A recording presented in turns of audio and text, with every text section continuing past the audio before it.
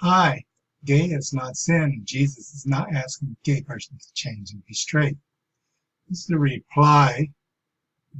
Hopefully you can see my cursor there.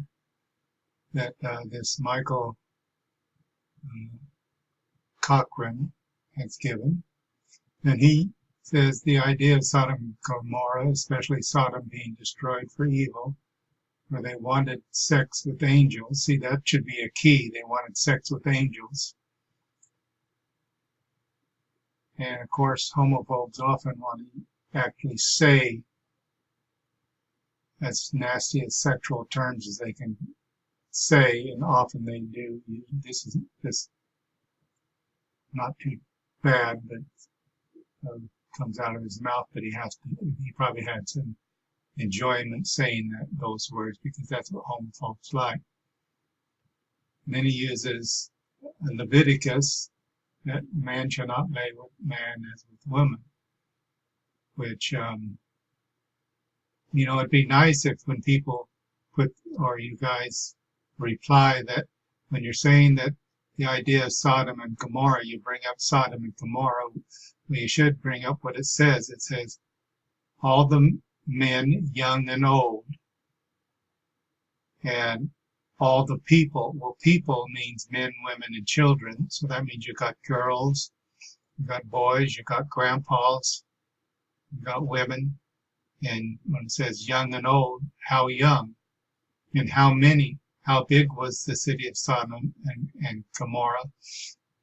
Were they cities of 10,000 people or 100,000 people? There's indication that some cities like the ancient Corinth, when Paul was there and he wrote the book of Romans,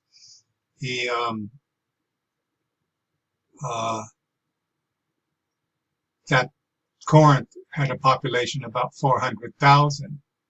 So how many men came to have sex with the angels as it was? And you can't evoke another verse such as thou shalt not lay with man as with woman, because that's a whole nother situation where there's 13 possible ways of translating this verse over to English. And 10 of those ways actually are saying the man has had enjoyable sex with women already. And it's comparing basically two men to a man and a woman, which the woman is already a sexually immoral woman. So you already have a practicing heterosexual going to bed with a sexually immoral woman, most likely, at least in the dominant part of the translation, comes out an adulterous woman. And then it goes on to have the word abomination, which in every instance used in the Old and New Testament means something to do with worshiping other gods. And God is very jealous, and God describes his relationship with his people as a marriage. So yes, he could describe this as men going after other women that were adulterous, because the men that they were going to, which the Hebrew uses the word sodomite, which means a male temple prostitute. So you have a heterosexual man, because the verse translated to English says a practicing heterosexual man goes to a male temple prostitute. Often these male temple prostitutes dress like women. And so using this verse here, you need to bring in the actual meaning of the word instead of just saying, well, it sounds like just any two men going to bed with each other is like a man going to bed with his wife, which this verse is not comparing a heterosexual couple to a male couple. I mean, a heterosexual couple to a homosexual couple. And I don't know where a red shirt has to deal with.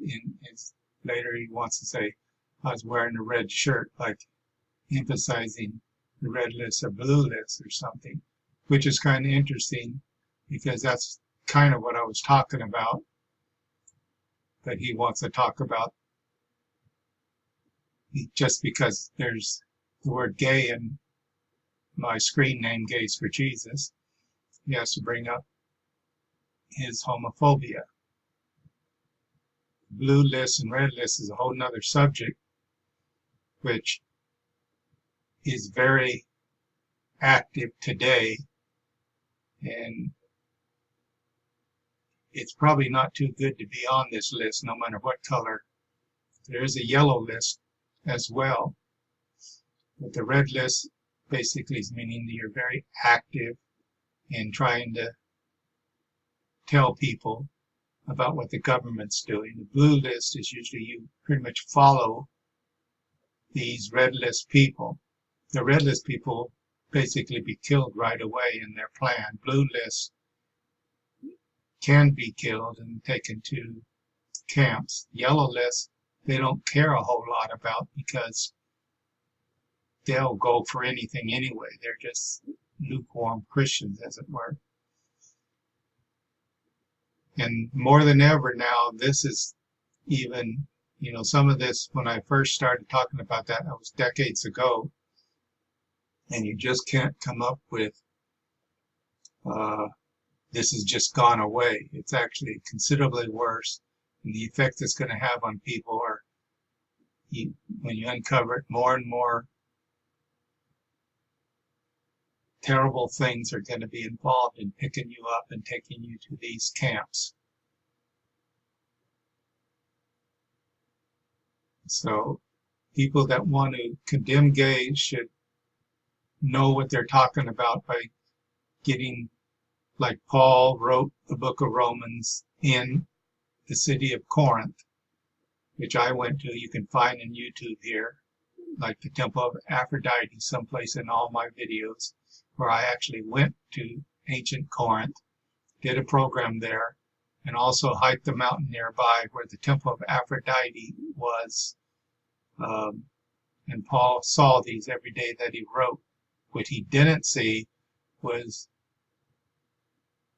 gay people walking around, or if he did, he certainly didn't talk about them because he was interested in how Christians and Hebrew men were going to these male temple prostitutes.